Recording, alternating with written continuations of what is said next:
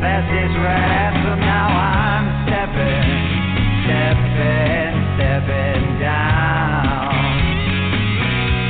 Yeah, I'm stepping down. Endless night of promises and lipstick lies, from denizens of dream machines that don't produce not a single thing of any use. So now I'm stepping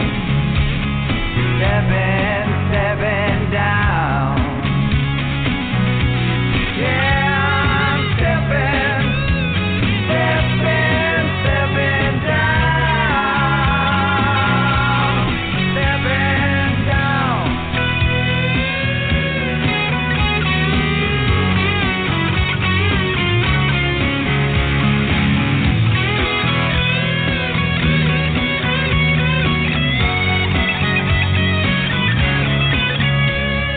Graceful exit, fade to black. No blaze of glory, no coming back. No coming back. No coming back. I'm stepping down, no coming back. Stepping down. Stepping down.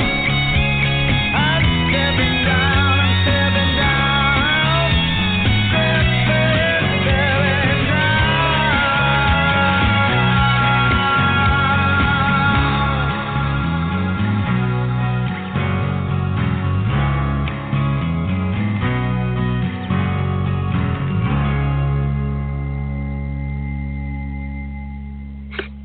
Hey, welcome back to the show. We're rounding up the last 30 minutes. Oh, my gosh. See, it goes fast, peeps. It goes fast. It goes by real fast. So this last 30 minutes, we decided we're going to talk about online friends. And we decided to talk about that one because we have the perfect example, right? We sure do. We sure do. What example is that, Sid? Tell them what it Well, is. Lina and I have never met online. We have never met in person. Lina and I have met online, and we only met online. And she told you the story a few months back about how we met, which was she was looking for a therapist for her February romance show, and she was looking for a local therapist in Virginia. And somehow, I live in Illinois, outside of Chicago. I popped up in her local area. She contacted me, along with many others, to see about doing an interview. And I guess I was, somebody that wrote back, and we started talking, and we did the interview back in February on the romance month, and we hit it off, and we started talking, and that's Real Talk with Lina and Sue was born. So Lina and I have never met in person. Yeah. We've only met online, and we've only talked on the phone, but we really feel a connection with each other, which hopefully you all can hear via the radio waves. And, I mean, we obviously had to have a connection for us to go from an hour and a half to 2 hours now, and we're filling that puppy up with all kinds of juicy stuff. So, yeah, I mean, online friends. Huh? I said, do you think it's because we're female? Say it one more time. Do you think it's because what? We're women. We're girls. We're female. Oh, I don't know. I think men have equally strong friendships and can find, good friendships online too. I think it's about just connecting to the right people at the right time and feeling that synergy and that connection with each other and that commonality stuff.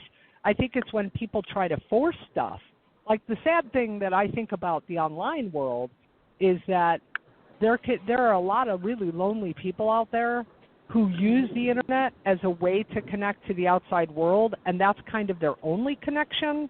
And I think that when that happens, it can be really sad, because what happens when they reach out and nobody really responds back, or these aren't people that they've really ever met in person, so they still kind of get offline at the end of the day and feel lonely and feel kind of disconnected. And then you have those that hide behind their profile. That the picture you see is attracting people to them because of that picture, when they're not that person in real life and could never show that. And could never show that. Oh my God! Yes. That's one of the reasons why I ended up having to show a picture, because still am one of those people that really don't like to put pictures out there.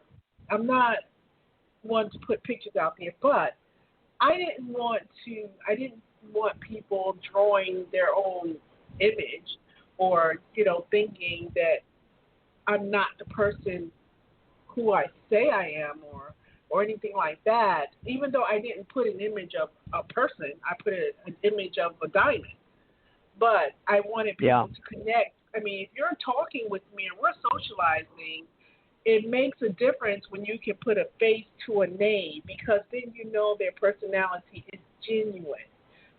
We could say whatever we want to say. We can be whatever we want to be online. Hey, I could say I'm a model for Vogue magazine, and I modeled in this year and that year, and even come up with false pictures and things to show. So that online thing is really important. I mean, Sue, had I not saw her picture, I probably would not have picked this right here that's happening. Probably wouldn't have happened, because I don't know who you are.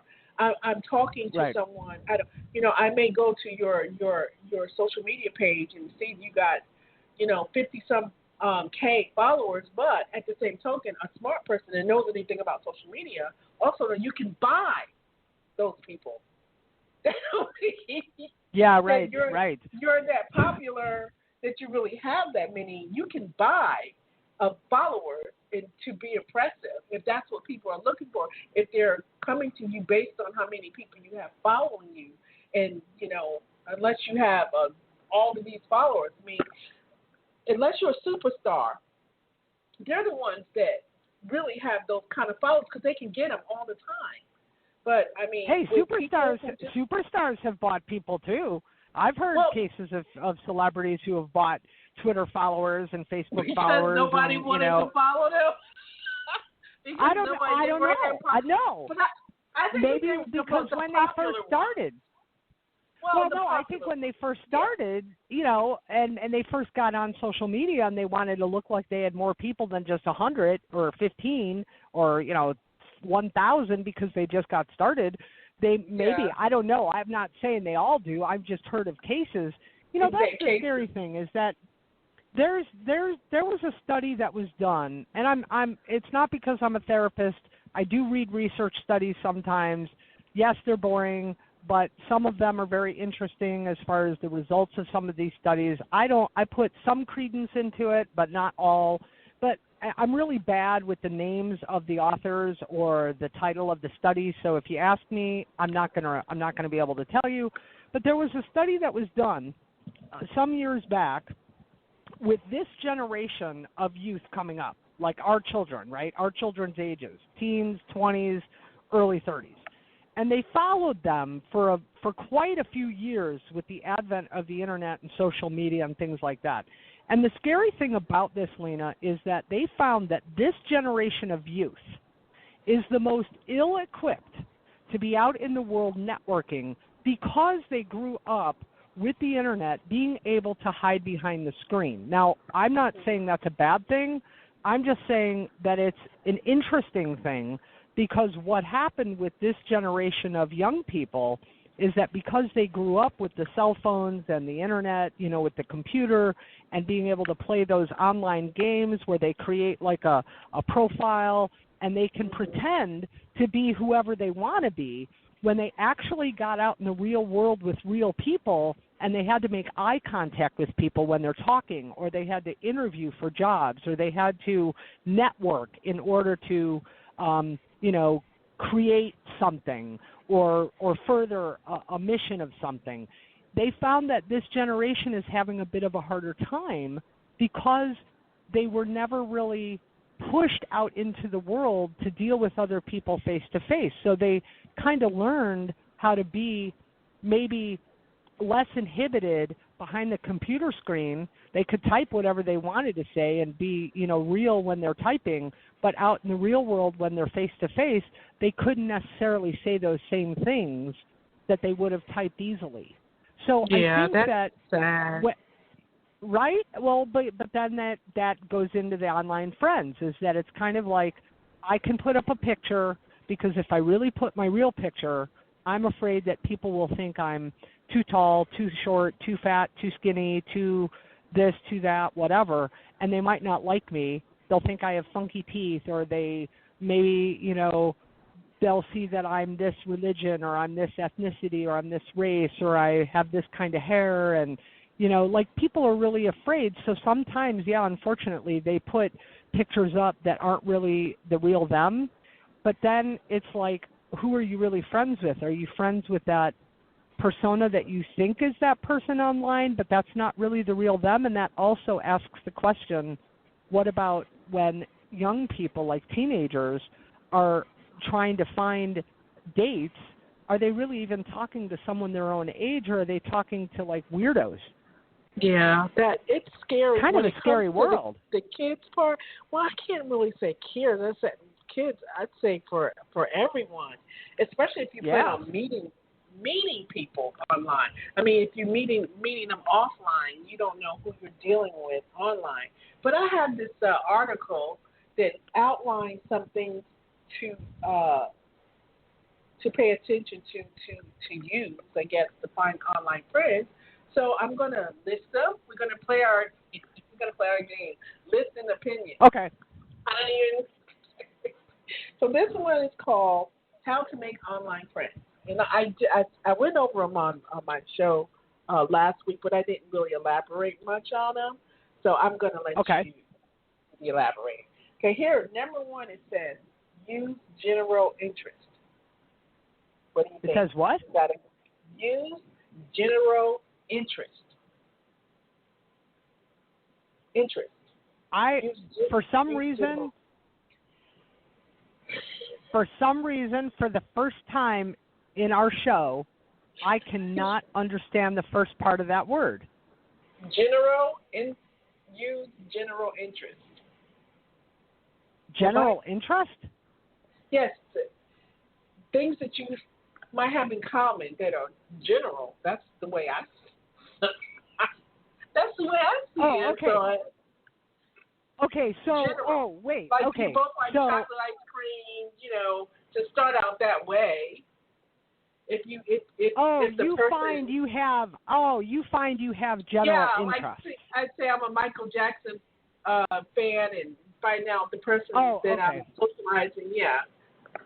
I'm such a dork. I'm sorry. I totally could not. Oh my God. Okay. So yes, I think that that's a great way to start building a camaraderie between people, online or not, is to find that do you have general interests together? Like, how else are you going to do? How else are you going to kind of learn about each other? That's a good way. What are some things that you would consider general? Without being interested? I always love these. I actually, honestly, I hated these. Like when going on a date with somebody, like a date, I hated these. You talk the small talk, like, what's your favorite food? What's your favorite color? Where was your favorite vacation? Like, those are so lame in my worldview.